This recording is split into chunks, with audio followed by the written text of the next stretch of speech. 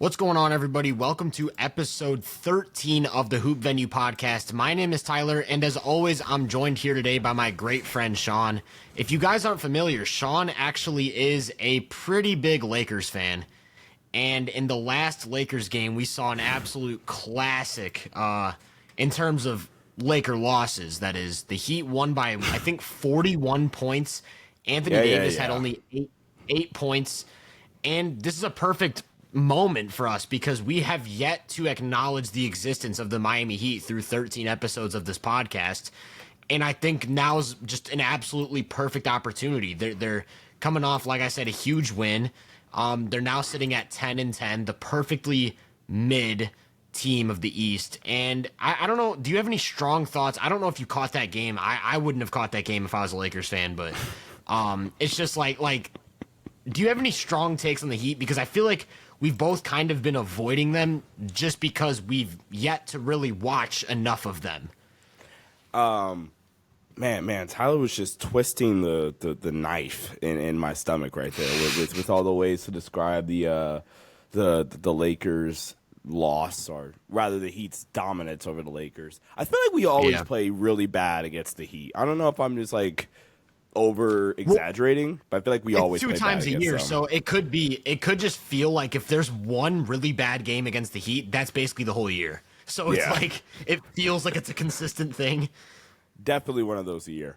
The Heat have a lot of guys that I really like individually. Like I really like Pell Larson from Arizona coming out. Yep. He's turned into he's a Miami Heat role player that they drafted. Like he's gonna be just fine. I wasn't particularly high on the Terry Rozier trade when it happened. And it's like kind of panned out. I mean, I didn't think it'd be this bad, but it just, they haven't reaped any of the benefits, I feel, that they were expecting when they traded for Terry, because Terry was a really good player in Charlotte last season. And it just hasn't worked out.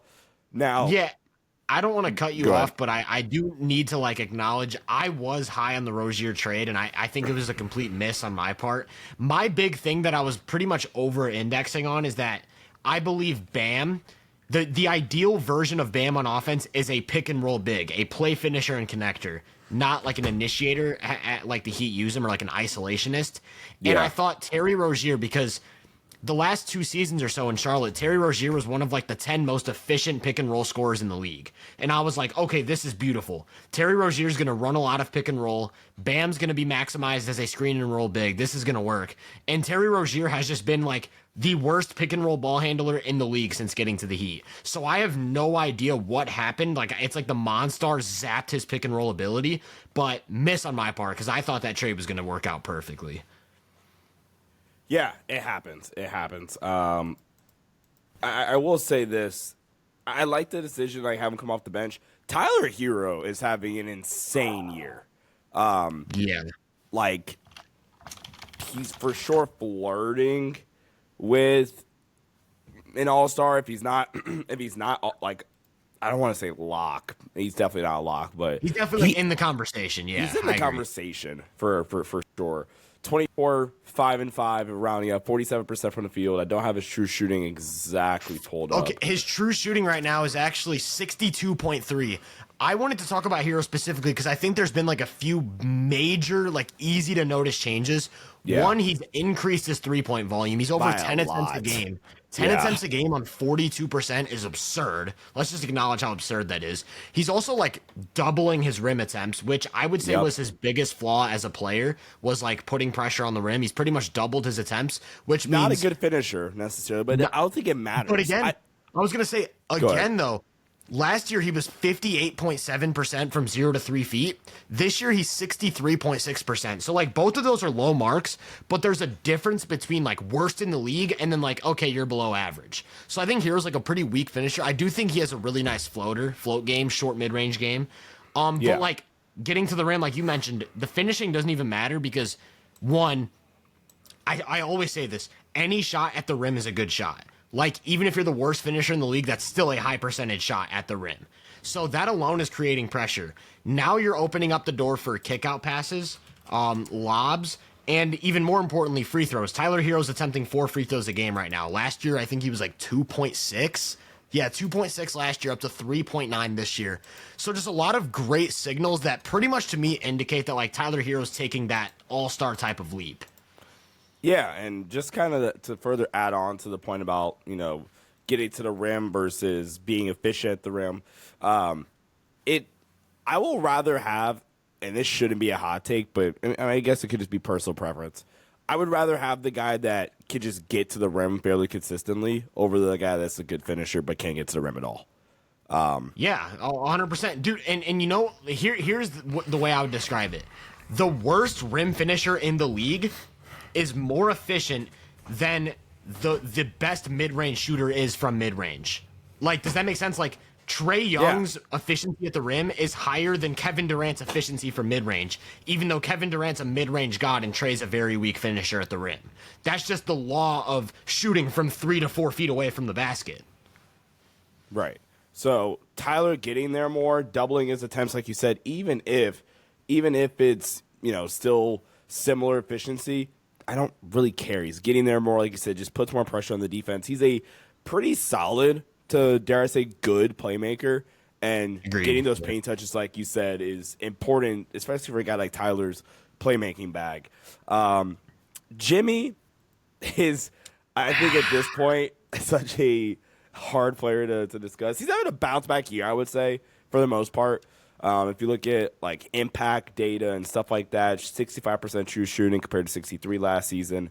I think with Jimmy, I think it really just comes down to, what does it look like in March and beyond? His usage rate has only continue to go down, which I guess maybe makes some sense with Tyler and his production.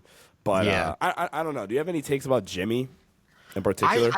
I don't really know what to make of Jimmy because I've always kind of actually been a little bit higher on him in the regular season than I think the consensus is. Like, I think the consensus viewed his regular season versus playoff production as like this massive leap, and it was basically just like him upping his volume. Like in the regular season, he's still always been a hyper efficient scorer, like amazing at attacking mismatches, playing off of screens, just all of the little things. Like Jimmy's always been elite impact wise in the regular season. It was just the simple fact of playoffs come around and he's attempting more shots. That's literally what it came down to me. And I think like Jimmy in that sense was always underrated. Now I'm starting to get to a point where it's like, I turn on a Heat game and I have no idea if I'm going to watch Jimmy take 5 shots or if I'm going to watch him take over a game. I have no idea what I'm watching with Jimmy Butler. And it's like, how do you evaluate that? Because like in the playoffs, I do agree it's like a consistent pressure thing. Like, even if he's not shooting well or whatever, like, he's looking to apply consistent pressure. In the regular season, he only looks to apply pressure when he absolutely has to, and I just don't know what to make of that because you're looking at a Heat team, like I said, they're perfectly mid, 10-10. Maybe they could use some more offensive juice from Jimmy. I will say, though, like, with the way Jimmy's production has kind of been, like, up and down, Terry Rozier obviously not panning out in the way we thought, or at least I thought he would. I would say both Jaime Jaquez and Jovic have kind of like not disappointed, but not really exceeded from last year. Yeah. And then Bam's having probably the worst offensive season he's ever had, just in terms of like efficiency. He's taking like, I think I looked at it the other day, he's taking over 50% of his shots from the mid range, and then he's not like DeMar DeRozan, so that's just not a healthy shot diet. I think Bam's got like a 49 or 50% true shooting on the season the last time I checked. So my big takeaway is they have the number 11 offense. Shout out to Tyler Hero. Like, can we give some credit to Tyler Hero? Because like all of these things are seemingly going wrong for the Heat, and they've still remained a near top 10 offense. And then of course you have a high defensive floor because Bam is one of the 5 best defenders on the planet, like at worst. Mm-hmm. And then you also have like Haywood Highsmith, I think is a really good wing defender. I think he's pretty underrated. Like I said, Jimmy, ups and downs, but like as a team defender, he's always going to bring impact. So I think the Heat are like a sneaky good team, but I don't feel much differently about them than I did last year. Like last year, they were the 8 seed, I think, and they were an easy first round out to Boston without Jimmy. And like, that's kind of how I view them now. Like, if they get to like 6 or 7, I think they pose a really interesting playoff threat just because we know of like the evil genius from Spo and like Jimmy upping his volume and Bam doing everything he does defensively in a playoff setting. But I don't really have any strong takes on them beyond like, yeah, they're probably a playoff team. They can make an interesting series against most of the Eastern Conference contenders, but I'm not really expecting another conference finals run out of this core. Yeah. They're, like you said, they're top 11. I think they're top 11 in both, top 12 in both offensive and defensive rating. Net rating, teeter 12. So I think this team's better, marginally better, even if than their 10-10 record shows. I think, and that was kind of going to be my last point that you kind of hit on there. I think they're an annoying team to face in the first round. Easily. Like, if that's your first round draw, then, all right, let's get our lunch pails or whatever and have a tough series against Bo. And also, they had a very uncharacteristic loss. Like, I can think of that off the top of my head against would have been Detroit. Where was that the game where Spo called the timeout when they didn't have one? Yes. Yeah, because Jalen Rose was in attendance. They lose to the Bucks by 3. They lose to the Raptors by 3. I already brought up that game. They lose to the Suns by 3. The Kings by 1. The Knicks by 9 at home. So this team is literally, I think the net rating and kind of the offensive and defensive ratings kind of show for this. They're literally 6 bounces of a ball from being 13-7. Yeah. Right. And maybe the outlook on this Heat team is a little bit different. Jimmy, Bam, Spo, Tyler breaking out to all-star caliber level, whether he gets it or not. All-star caliber offensive level for sure. Yeah, for sure.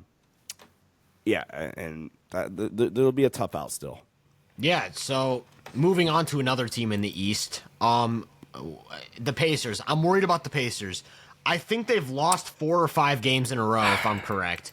And it was right after we kind of did an episode where we were like, are they starting to turn things around? Like, their pace improved from, like, the 20s up to, like, the top 10 again, which was their identity. It seemed like Halliburton's shot was coming back, and it was like, okay, the Pacers are starting to pick it up.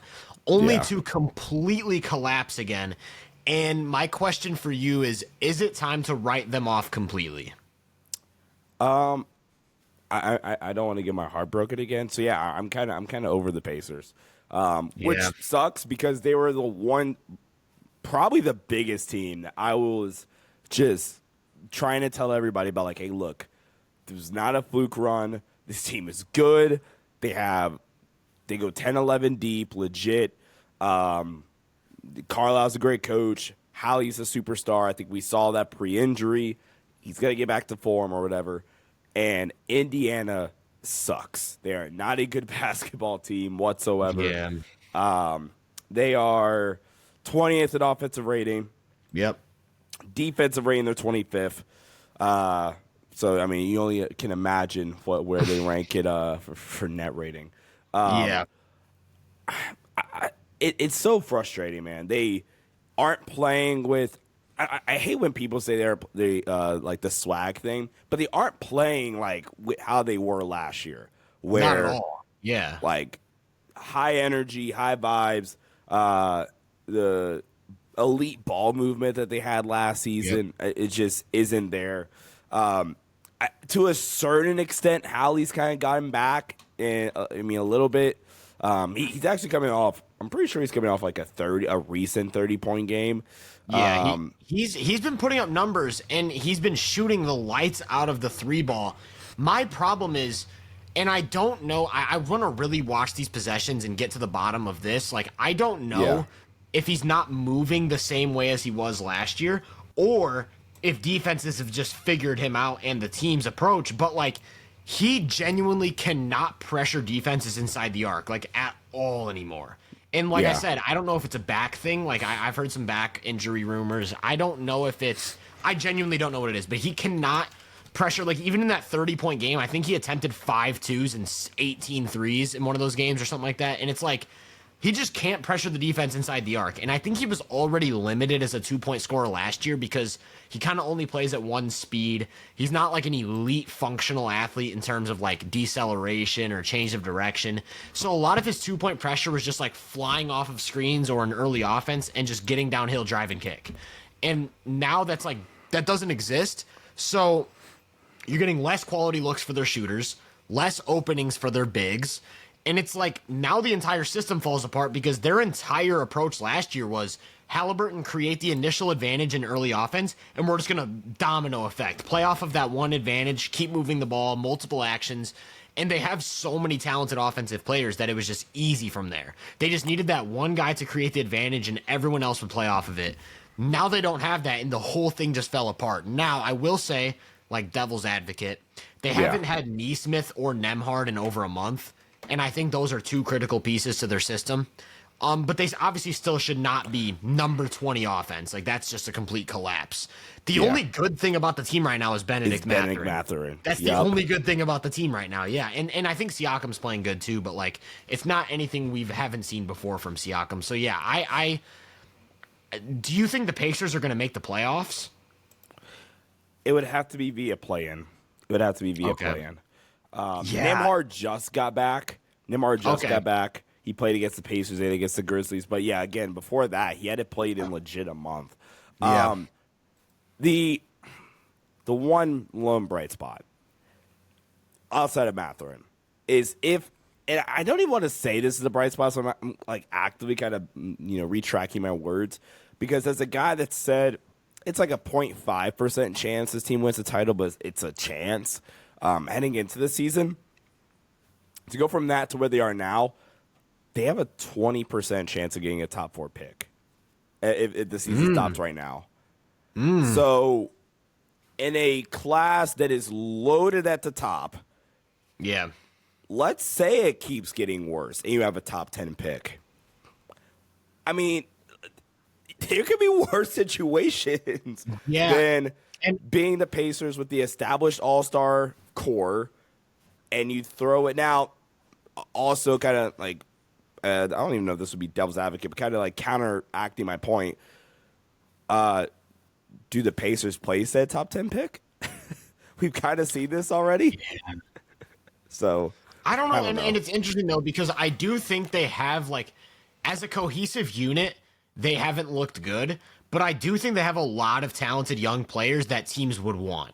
So I do think, like, you could make some move some things around, and, like, come back next year with, like, a revamped roster and be as competitive as you were last year. I don't know what that looks like or who you target, but it is interesting to think about. But I just think main thing, like, they've invested in Halliburton as their franchise guy, and he just simply has to produce more than he has now, and that's what it's going to come down to. Yeah.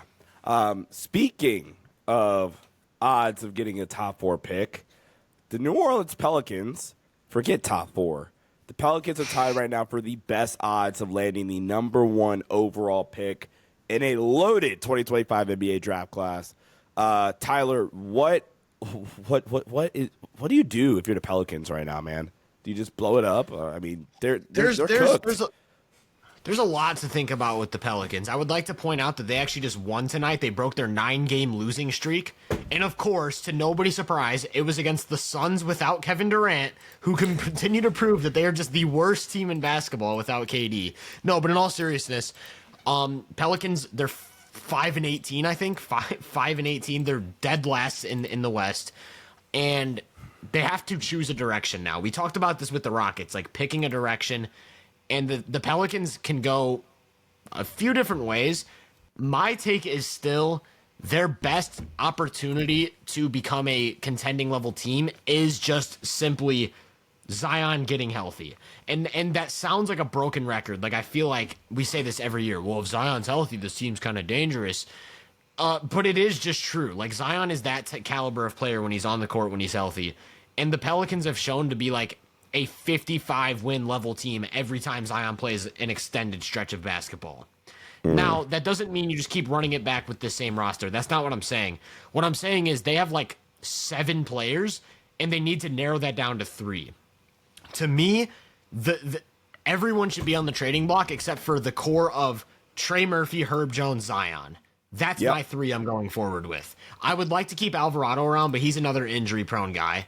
DeJounte, CJ, Ingram, I'm fully comfortable trading all 3 of those guys to playoff teams and just trying to get some sort of assets out of it. Now, God forbid they get the number 1 pick. Like, now we're getting serious because if you go into next season with a core of Trey Murphy, Herb Jones, Zion, and Cooper Flag, or Dylan Harper. See, I don't know much about the draft cycle, but I'm just thinking, like, I think Flag, the idealized version of what I've heard from about Flag is like exactly what you want next to Zion. That's kind of how I feel about it. Fair. So I'm thinking more like lead guard long term. That was the process there. Yeah, either way, you're getting like a superstar level prospect. So now we're talking about them a lot differently because that's also a young athletic team still. And I really like Yves Missi. I think that's like the one bright spot for them right now. I think moving forward, he's going to be a good big. I really like him as a rim protector, which again is exactly what you want next to Zion. And I don't know. I just think if you move forward with a trio of Trey Murphy, Herb Jones, and Zion, at the very least you have a direction. Like ever since the DeJounte trade, it's felt like the Pelicans are in limbo. And it's like, I don't know what they're trying to do. If they think this moves the needle or something, I don't know what the goal is. And then Zion getting hurt just exasperates that even more. Yeah. So to me, try and get Zion healthy. I know it sounds broken, but like, the value that you're going to get from a healthy Zion is significantly more than anything a team will trade for him because no team's going to take that risk besides the team he's already on. And I always say, we talked about this with Fox on the Kings in one of our episodes. Like, you were like, do you pay Fox? Those types of players don't just come around. Like, the Pelicans aren't just going to draft another Zion. So it's like, you got to invest in the most talented player you have. That's just my takeaway. Do you agree, or do you think they should try and move Zion? Oh no, it's. I actually kind of got cooked for this on Twitter because I posted something similar. I was like, yeah, it's Zion, Trey, Herb, Missi, Hawkins. I mean, I'm not. Oh, Hawkins too. Yes, good shout. You're not holding me hostage over Jordan Hawkins. Like if it came down to it, sure, but like those five and everybody else could go. And the replies were like, oh well. Again, Zion, we're really going to trust Zion to get healthy, or what are you going to get for CJ? It doesn't even matter what you're going to get for CJ. I think I'm not saying like get nothing, and you get a $2 million player that you're going to cut. That's not how money works, but you get my point. It's to solidify the position in the stands. Zion's going to get healthy. And this year, we're going to count as a wash, but we're really just going to count this as Missi get the reps, Hawkins get shots up, Trey continue to develop. Maybe you have that season. Like he's had a career high in usage rating. Have your Triple J season where Ja's out and you're the number one and you have to, get thrown into the fire and kind of figure it out. In hopes that next season we can kind of reap the benefits from a team success standpoint. Brandon Boston, a quick shout, has had a pretty all right year. He looks like an NBA player where every year prior he just hasn't really figured it out. If you look at like some of the impact data, he's still a negative impact on the team. But if we're just talking about guys that have like contributed anything, he's one of the few here for New Orleans. For sure. But yeah, I think New Orleans just needs to shut this down. I don't know why. I don't have any interest in extending Brandon Ingram if I'm New Orleans. What are we doing? Just trade Ingram at the deadline or whenever he's eligible. He should be eligible now, really. But most teams don't start trades till at least December 15th. So just tear it down. I'm in full agreement with you. If the goal in the NBA is to win championships and make money, I think honestly this is the easiest path there. I don't even know if easiest, the quickest path there. So just tear it down, be bad for the rest of this year, get that top 5 pick, Cooper, Dylan, Ace, whichever way you go, and we go from there. I understand the concern with the injury-prone superstar, but I keep running the scenario in my head. Like, imagine if the Pelicans jump the gun on Zion, trade him somewhere, and then he strings together like 4 healthy seasons, and they're just left looking stupid. Like, imagine if Philly gave up on Embiid. Like, it took Embiid like 4 years before he was able to even get on the court. And then he ended up like he obviously had like nagging injuries and stuff, but he ended up producing one, two, three, four, six MVP quality years. Like I don't know how many it is, but you get my point. Like Joel Embiid, they waited on Joel Embiid. Hashtag trust the process. I think the Pelicans have to take the same gamble with Zion. My question for you, my next question relating to this, what kind of your last point. What do you think would be like an ideal trade destination for Ingram specifically? Like not just for the Pelicans to get the best return, but where would you like to see Ingram? Where would I like to see Ingram? Well, if I look at, hold on. My take is Golden State. That'd be my one. That's the first team that popped in my head. And I think so. My thing with Golden State is I think what they're lacking right now is a second creator off of Steph. Like when Buddy Hield cooled down, it was clear how much the offense dipped. They need like a reliable second scorer, and I think Ingram would basically just be Walmart KD. Like he would literally play the exact same role that KD did, just to a lesser degree. And I feel like that'd be a good fit. Similarly versatile offensive scorer in terms of, positions you could put him on the floor, ability as a self-created scorer. If I'm trading him to a team out west, that's probably the only team that A, makes sense, and B, I would probably trade him to. Out east, honestly, there's not a lot. I think a team that came up, and maybe I'm just making this up, I think a team that came up in the preseason was a team like Cleveland. But I think obviously I'm not touching this team if I'm Cleveland right now. I think I like that. I think I like that. I'm gonna go with Golden State. If you are trading, it just makes the most sense. What about Minnesota? That's another one I've heard. And it was a Randall swap, is what I've been hearing. Like Ingram instead of Randall. Nah. You're not a fan?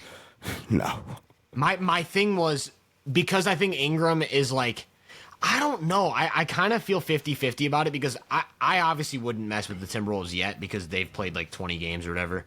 But I do think the ideal version of like Ingram and Ant as like two perimeter creators off of each other kind of sounds interesting, especially because I think Ingram, for all of his flaws, I think he's an incredibly underrated passer. I think Ingram's like a borderline elite passer. And so like I kind of like the idea of Ant playing off of Ingram as like an attacker off the catch and things like that. And I think Ingram brings back some more of that spacing that they're missing now with like Jaden's shooting woes and Cat getting replaced by Randall. Falling off a cliff. Oh my God. Yeah, I don't know what's going on there. But perfect segue because I wanted to talk about the Timberwolves anyways, and now I'm like thinking about this team. Last time we talked about the Timberwolves, it was we mentioned, I think they were like 9-9 at the time or something like that, and we looked at their upcoming schedule and it was like all playoff teams. We said and off camera. We both said we were like, okay, we're gonna wait a few games. This is gonna be like the true test of this team, and then we'll come back and talk about them. So in their last 3 games, they held the Clippers to 92 points in a win, then held the Lakers to 80 points in a win, then played the Clippers again, held them to 80 points in a third straight win. So 92, 80, 80 is the points they've allowed in 3 straight wins against playoff teams in the West. They are back up to the number 6 defense on the season. Number 6 defense after that slow start. And are they turning it around at the perfect time? Like, is this what the actualized version of the Randall era Timberwolves is? Now, they play Golden State back-to-back. They play them tomorrow. That's going to be a big game. I'm really, really excited to look at that one. Excuse me. With the Timberwolves, this was the vision, man. Them as a top 10 even. I expected some minor regression defensively. I did. But for what we had what we had seen the first 12 to 15 games of the season, this is a regression. This team is just not good or not. They're pretty average. We'll go that far. We'll go there. This is a pretty mediocre defense, right around middle of the pack defense throughout the first 12 games or so. Them being a top 10 defense, if this is sustainable, like right around this top 8 level that they played at, especially now, this is the team that I said, who cares that they got Randall? This is still a championship contender. Ant has cooled off a little bit, But I still think, he's reliable enough.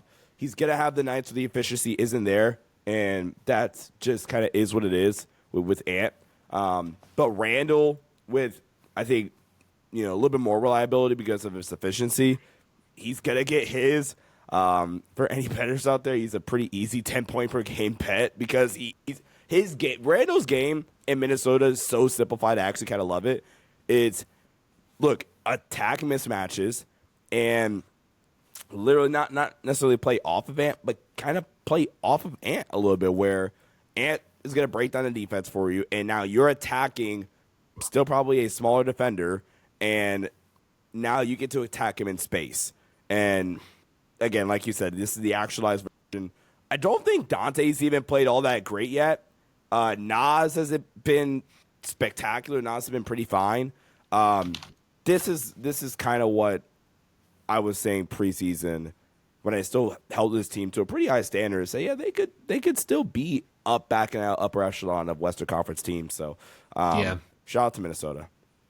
Yeah, the one thing I like that you mentioned with Randall was like his attacking space, like as like just a downhill force, overpowering pretty much every defender. The one thing that I do want to see more that I think is a huge flaw for the Wolves right now is I want to see more pace, and I want to specifically see more grab and go from Randall, because anytime he does look to get out in the open floor, their offense looks at its best.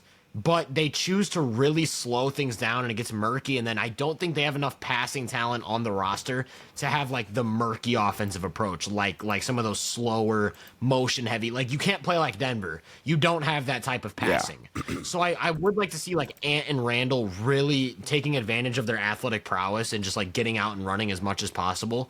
And yeah, we're going to see them tested in a major way. Their next 12 games are against playoff teams. They face Golden State 3 times, and they face both Boston and OKC. I'm pretty sure back-to-back. So, yeah, their schedule is an absolute bloodbath, and we're gonna really see like if this team New York can perform. Yeah, their schedule is nasty. It's really tough.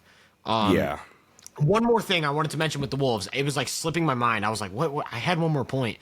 We talked about defenses that are elite at helping the helper, like shifting.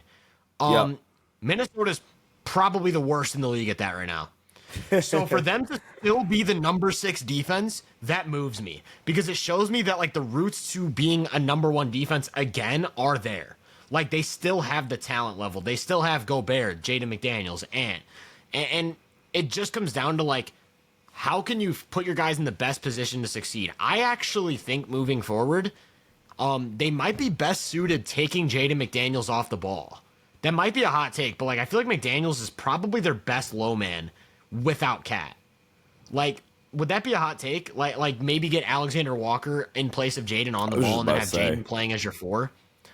So what? Let me see. They're starting. What's been their starting 5 then recently? Hold on. They're starting DiVincenzo, Edwards, McDaniels, Randall, Gobert.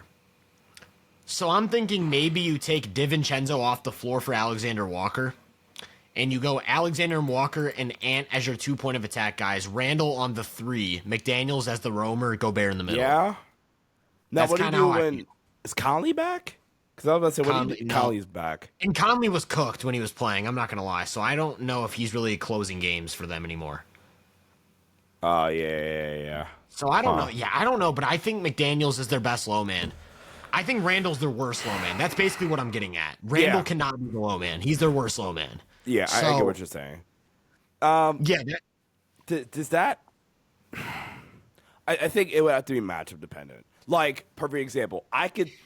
No. What do they do? And this is kind of a segue into Dallas. What do they do when they play Dallas?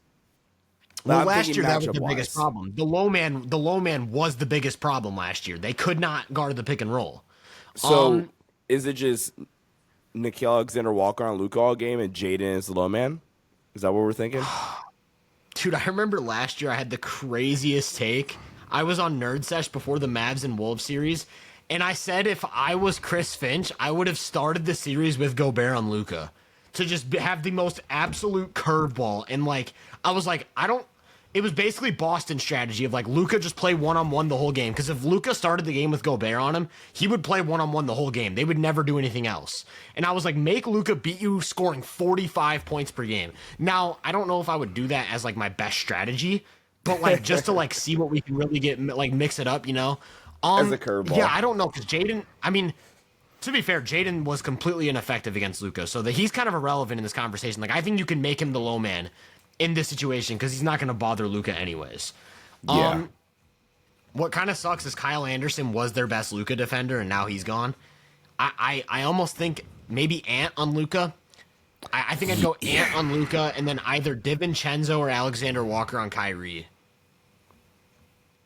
And then Randall on PJ. Randall on PJ, and then Jaden on Najee or yeah, I don't know, because Clay, I'd probably go, dude, this is bad. Because I don't think, because like Clay, I don't even view Clay as like the next guy before Najee Marshall. Is that crazy? Like I view Najee Marshall as the next guy up, so I almost feel like Najee would be closing games over Clay.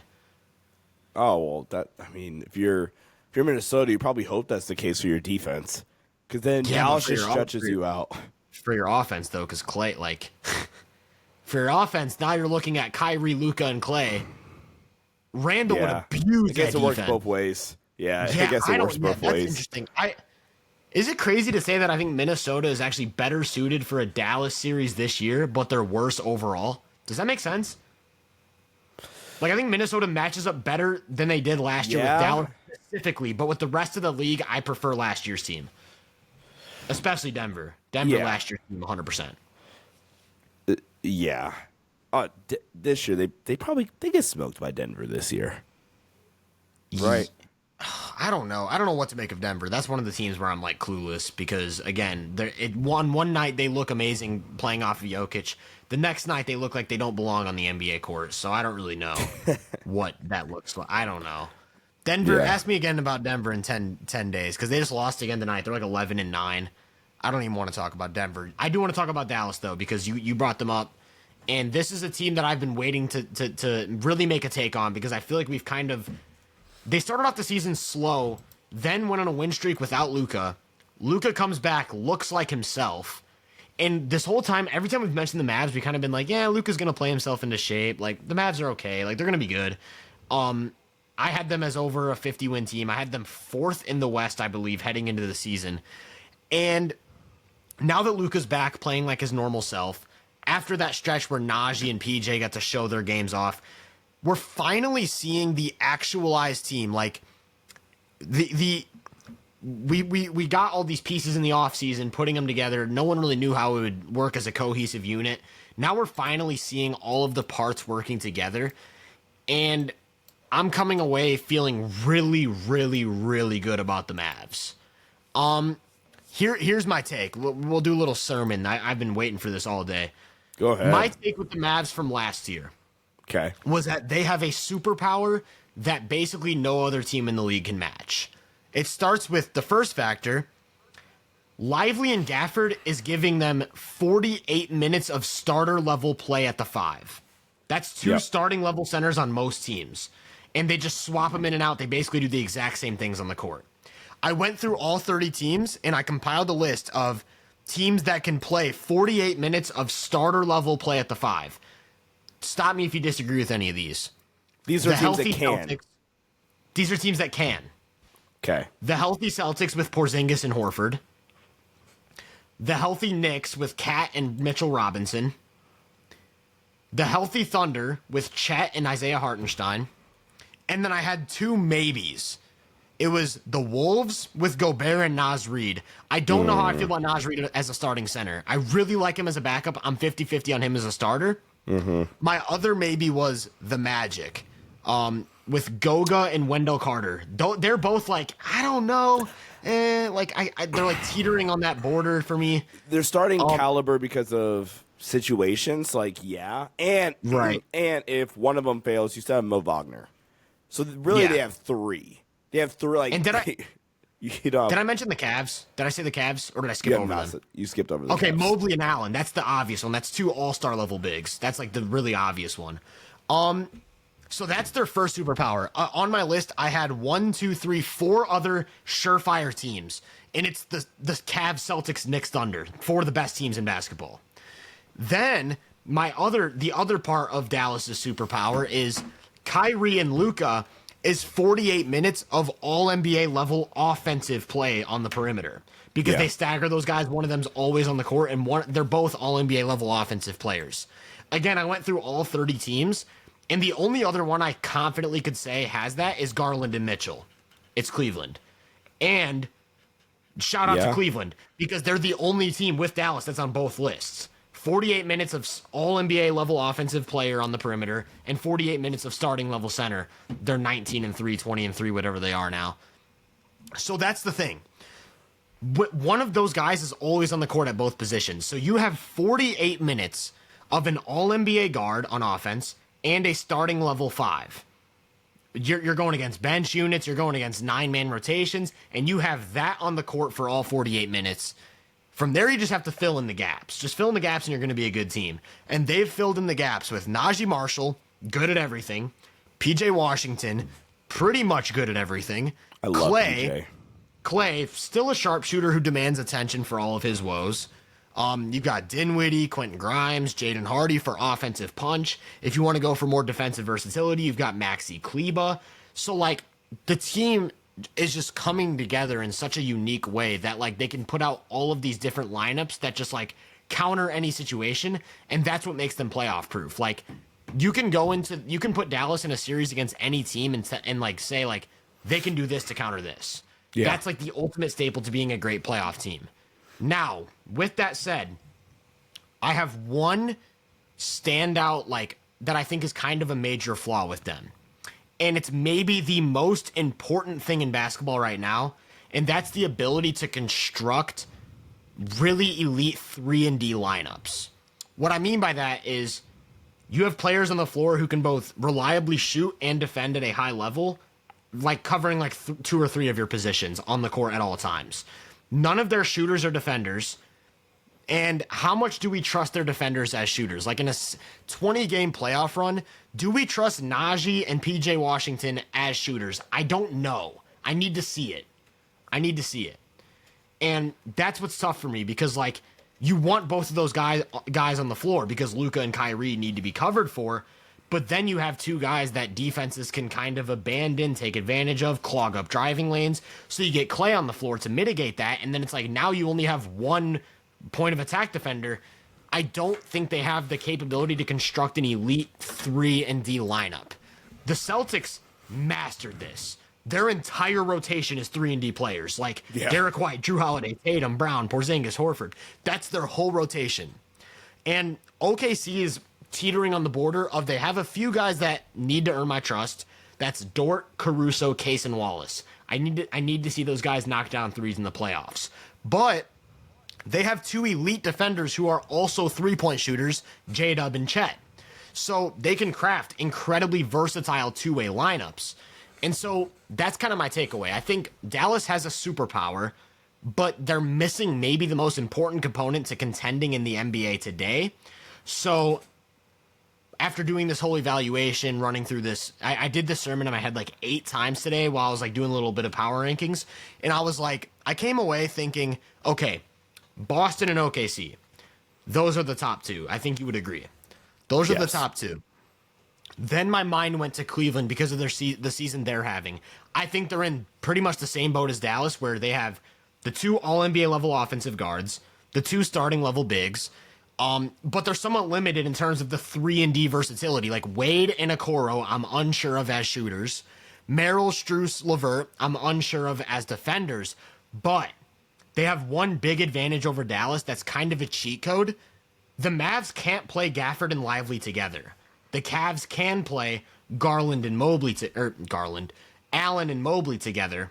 So they can kind of mitigate some of the issues by lacking a third defender by having 2 elite rim protectors. So if I was making a power ranking right now, Boston and OKC battling it out for number 1, Cleveland's my number 2, Dallas is my number 3, so technically number 4. I think Dallas is the 4th team up in terms of like championship contention, and I think they're a step below tier 1, but the head of tier 2. That's my little speech. What's your overall top 5? I if I had to throw a fifth team in there, because I would go Boston and OKC, then Cleveland, then Dallas. My fifth team I'm thinking is, I don't want to say a toss-up, but I got a few teams in mind. I think it's Denver, Memphis, maybe New York. I don't know how to feel about New York yet. But I think Memphis and Denver are the two out west, unless I'm missing a team. I don't think I am, though. I think Memphis and Denver would be my other two out west. Yeah. So, yeah, again, Luka's almost becoming like the new Braun from the standpoint of, we're going to overreact every year to 8-game samples. And then he's going to, you had a Luka Kyrie video that went nuts last season. It's like, oh my God, the new Mavs are contenders now. Not you literally, but like people after it. And it's, Luka's going to play himself into shape, guys, literally. And this is kind of, if you were the optimist about this Mavs team heading into the year, this is kind of what you were looking for. PJ Washington is so good, bro. Oh, my gosh. Yep. Now, the one thing with PJ Washington is, this year he is shooting the ball well from three. He's shooting 39% from three this season. If you look at his last 5 games, he's been on a tear. And PJ Washington, I think, is honestly really underrated. Maybe he's not, and I'm just completely not evaluating this. But PJ Washington, I think, is so good at, and this is arguably the most important skill set for any non-big offensively to play with Luka. And correct me if you think I'm wrong. Not correct me, but you know what I'm trying to say. Yeah. It's being able to just make a decision off the catch fairly quickly, whether it's pass, dribble, shoot. If PJ's ability to attack closeouts, it's lively in the dunker spot at this point, and be a more than capable passer, right? Yep. Especially a secondary action or in the short roll, and hit lively on those Draymond lobs that have been so synonymous, I feel, with Draymond, especially the last decade of his career. Hit the one more, be such a connected playmaker for their offense. He actively makes their jobs a lot easier. And then, like you already mentioned, him and Najee are so critical to this team's perimeter defense. And if the shooting is like this is PJ Washington for sure as a shooter. You're not getting the 32% guy we got in the regular season. You're not getting the 35 on good volume, guy. This is PJ Washington. 39, 38% from three. Dallas is scary. Now, again, like you said, their inability to put together lineups with size that can play two-way, that have two-way functionality is their biggest weakness. But I don't think it would really become a problem until the playoffs. No, wait, backtrack. It would have become a problem unless they ran to Boston or OKC again. Yeah, that's my takeaway. Yeah, I agree. They run into, even if they ran into Denver, I think they're still fine. I think they'd be fine against Denver. I agree. Yeah. I think they'd be fine, but a Western Conference Finals matchup with this version of OKC, NBA Finals rematch with Boston. I also worry about them against Memphis. Is that a hot take? I think Memphis matches up pretty well. Yeah, I can see that. I don't think that's a hot take necessarily. That's the other one for me. I think Memphis and OKC would be their two toughest outs in the West. And then Boston, I don't think they would have a chance against Boston. I just think Boston's a thoroughly better team in a series against them. Again, I think it'd be a repeat. Hold on, let me see. And that's what worries me. Like, I think what I hate calling Dallas like a tier 1 contender just because I feel like their title hopes hinge on Boston getting knocked out by Cleveland. Like, that's like the only way I can envision Dallas winning a championship. Yeah. So that's kind of what turns me off. So Dallas wins that Cleveland matchup? I don't think they just win it, but I think they have a chance of winning it. I think the only way they would beat Boston is if Boston had like, I was gonna say a major injury, but they basically beat them without Porzingis last year. So I don't know like maybe they lose both Derek White and Drew Holiday. I don't know, but I think both of their I think they could beat the healthy Cavs. I maybe would choose the Cavs. I don't know, but they could beat them. Is what I'm getting at. Yeah. And I think they could beat OKC as well. I think they could beat OKC. They could beat Boston OKC. is the one team that I just cannot see Dallas beating. Yeah. So they are right firmly at the top of tier 2 of contention in the league. Agreed. Right at the top. So would they be your number 4 right now or number 3? Where would you have them if you were doing like a championship projection ranking? They'd be 4. They would have to be 4. I think Cleveland's earned enough throughout this season. Yeah. And I was already incredibly high on OKC, and then Boston's like just Boston. So I was gonna say. Yeah, 4. So that's gonna wrap it up, man. Got our thoughts out here. We're on a pretty similar line of thinking. As always, we thank all of you for listening to this episode and all of our other episodes. Make sure you follow us on social media. My channel is Hoop Venue on YouTube. His is the Sports Headline Show. You can find Hoop Venue on all platforms, Instagram, TikTok, Twitter. You can find both of our personal accounts on Twitter. Mine is at Tyler Britton _. His is at Sean _DAVI. Once again, we thank you guys for listening, and we will catch you guys in episode 14.